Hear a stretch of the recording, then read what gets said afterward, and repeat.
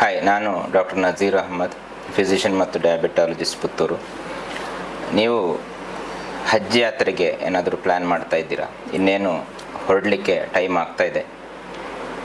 ನಿಮ್ಮ ಆರೋಗ್ಯದ ಬಗ್ಗೆ ಯೋಚನೆ ಮಾಡ್ತಾ ಇರಬೇಕು. ನೀವು ಮೆಡಿಕಲ್ ಟೆಸ್ಟ್ ಆಗಿರ್ಬೋದು, ಮೆಡಿಕಲ್ ಫಿಟ್ನೆಸ್ ಸರ್ಟಿಫಿಕೇಟ್ ತಗೊಂಡಿರ್ಬೋದು. ಕೆಲವೊಂದು ವಿಚಾರಗಳನ್ನು ಗಮನದಲ್ಲಿಟ್ಕೊಂಡ್ರೆ ನಿಮ್ಮ ಯಾತ್ರೆ ಬಹಳ ಸುಖಕರವಾಗಿರ್ಬೋದು. ಮೊದಲನೇದಾಗಿ, ಹಜ್ ಯಾತ್ರೆ ಅಂದರೆ ಅಲ್ಲಿ ನಿಮಗೆಲ್ಲ ಗೊತ್ತಿರ್ಬೋದು, ಬಾಡಿ ತುಂಬ ಫಿಟ್ ಇರಬೇಕು, ತುಂಬ ನಡೀಲಿಕ್ಕಿರ್ತದೆ. ಕೆಲವೊಂದು ತೀಕ್ಷ್ಣವಾದ ಫಿಸಿಕಲ್ ಚಾಲೆಂಜಸ್ ನಮಗೆ ಎದುರಿಸಬೇಕಾಗ್ತದೆ. ಸರಿಯಾದ ಆಹಾರ, ನಮಗೆ ಊರಿನ ಆಹಾರ ಸಿಗದೇ ಇರ್ಬೋದು. ಇವತ್ತಿಂದಲೇ ಯಾವ ರೀತಿ ನಾವು ಪ್ರಿಪೇರ್ ಆಗ್ಬೋದು ಅಂತ ಕೆಲವೊಂದು ವಿಚಾರಗಳನ್ನು ಹೇಳ್ತೇನೆ. ಒಂದನೇದಾಗಿ, ಇವತ್ತಿಂದಲೇ ನಡೀಲಿಕ್ಕೆ ಶುರು ಮಾಡಿ. ಪ್ರತಿದಿನ ಒಂದು 2, 3, 4 ಕಿಲೋಮೀಟರ್ನಷ್ಟು ನಡಿಲಿಕ್ಕೆ ಆರಂಭ ಮಾಡಿ. ಲೆವೆಲ್ ಗ್ರೌಂಡಲ್ಲಿ ನಡೆದರೆ ಸಾಕು.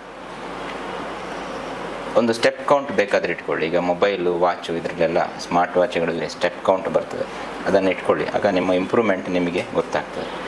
ಇದು ಖಂಡಿತ ನಿಮಗೆ ಅಲ್ಲಿ ಹೋಗಿ ನಡೆಯುವ ಸಂದರ್ಭದಲ್ಲಿ ಹೆಲ್ಪ್ ಆಗ್ತದೆ. ನಿಮ್ಮ ಬಾಡಿ ಫಿಟ್ನೆಸ್ ಜಾಸ್ತಿ ಆಗ್ತದೆ. ಅಥವಾ ನಿಮಗೆ ಶುಗರು, BP, ಹಾರ್ಟಿನ ಸಮಸ್ಯೆಗಳಿದ್ದರೆ ಯಾವ ರೀತಿಯ ಪ್ರಿಕಾಷನ್ಸ್ ಎಲ್ಲ ತಗೊಳ್ಬೇಕು, ಏನೇನು ನೀವು ನಿಮ್ಮ ಲಗೇಜಲ್ಲಿ ತಗೊಂಡು ಹೋಗಬೇಕು ಮೆಡಿಸಿನ್ ಅಲ್ಲದೆ ಅಂತ ಮುಂದಿನ ವಿಡಿಯೋದಲ್ಲಿ ತಿಳಿಸ್ತೇನೆ. ಧನ್ಯವಾದ.